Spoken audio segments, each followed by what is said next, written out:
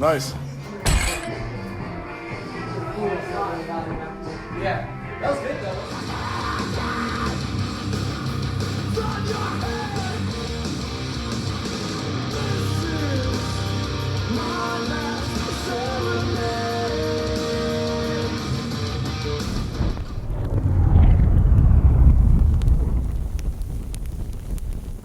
Oh yeah, it's Friday, baby. Let's get it in. All right, weight loss advice, all right? No, I'm not the leanest dude in the world, but I've been around the block a couple times. I've tried multiple ways to lose weight.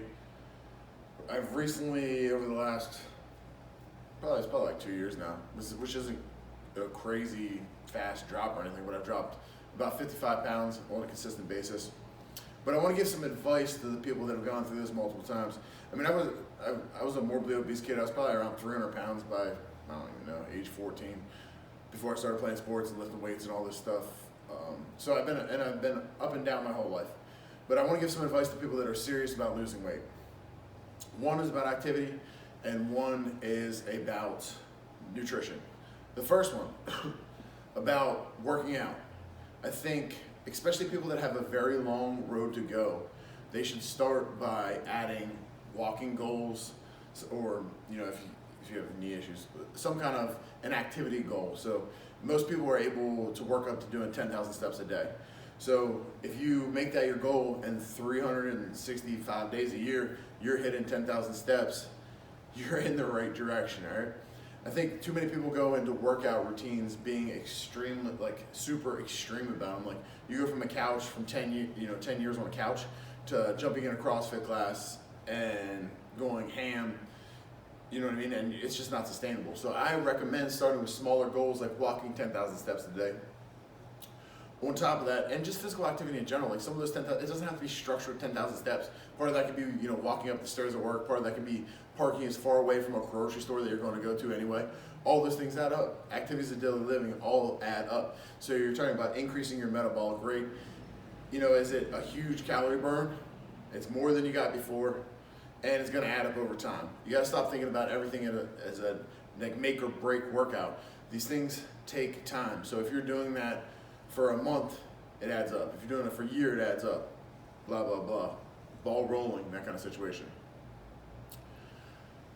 I'd also recommend I'm a strength guy, so I recommend doing some strength training. I think building muscle is extremely important.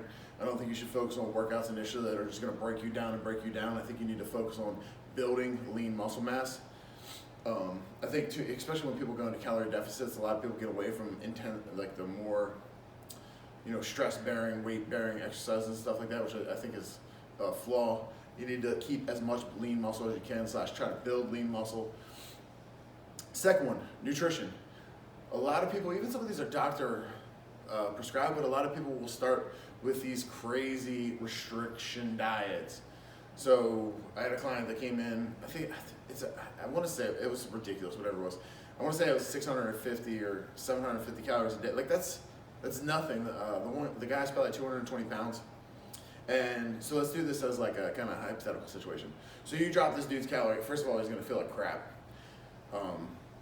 That's off the bat. So his workout's going to diminish. His work is going to diminish. He might have trouble sleeping. He's going to go through all these physiological negative side effects from dropping that fast, first of all. Second of all, where the hell do you go? Like, are you going to go 550 next? It makes no sense.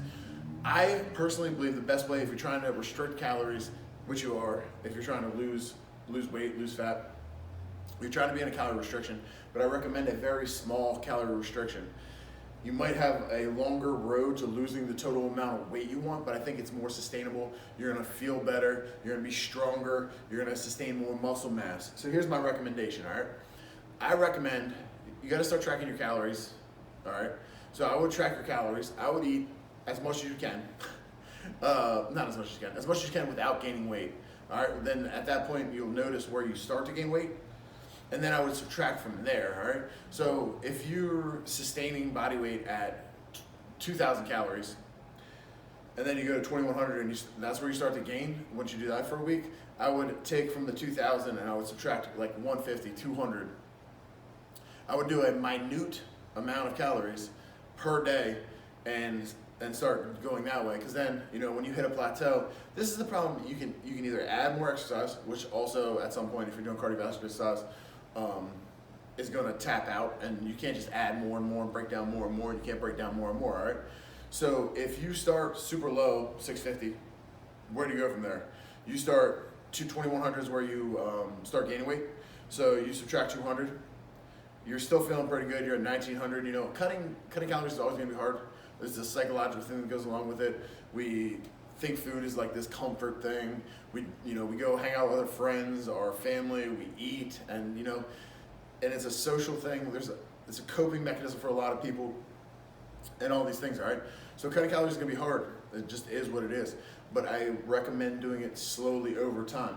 So back to that scenario, you cut 200 calories, you start losing weight, then you hit a plateau, then you can subtract another 150 to 200, and then you have these multiple, like stepping stones. Like you have stepping stones on where to go instead of starting too low and too high of a deficit it's probably going to wreck your hormones too, but it's going to do all kinds of negative things. Stress hormones, it's going to mess with your endocrine system. It's just, in my opinion, not the most intelligent way to go about doing something. Crash diets, I've tried them. I know multiple people that have tried them. Usually what happens, you're celebrating, you lost. I recommend losing, if you're losing like a pound a week, 2 pounds a week, that's pretty good. But these people lose, if you go to keto, you're gonna lose 6 to 8 or whatever in the first week just because stopping your carbohydrates, your body's storing less water. But we'll say someone loses, these big chunks, like 10 pounds, and then they lose another 10 pounds, and then somebody loses 12 pounds. So it's working, right? But then all of a sudden they hit a place where they lose 2, and then 1, and then 1, and then 0, and then 0, and then 0, and then the scale starts to climb again, and then they get frustrated. So they're down 25 pounds, but through this process, then they start going back to their old habits that they never really changed because they never became sustainable habits, and they start, shoveling food. They're not getting the 10,000 steps. They're not trying to get to the gym and train human movements and slightly get, slowly, progressively overload and get a little bit stronger, build a little bit of lean muscle mass, and that 25 pounds they lost is now turning into a plus 30. So you're now 5 pounds over when you started this journey. So my best recommendation, which I know, it's America, I want a pill, I want to do it fast. But my best recommendation is to make it a slow, sustainable process and to give yourself a logical progression of how you can progress a calorie deficit, as well as a logical progression of how you can increase physical activity and strength training. All right. So I hope this helps some people out there. I hope you guys all have a great Friday. Kick ass, take names. Peace. Pull the hips in.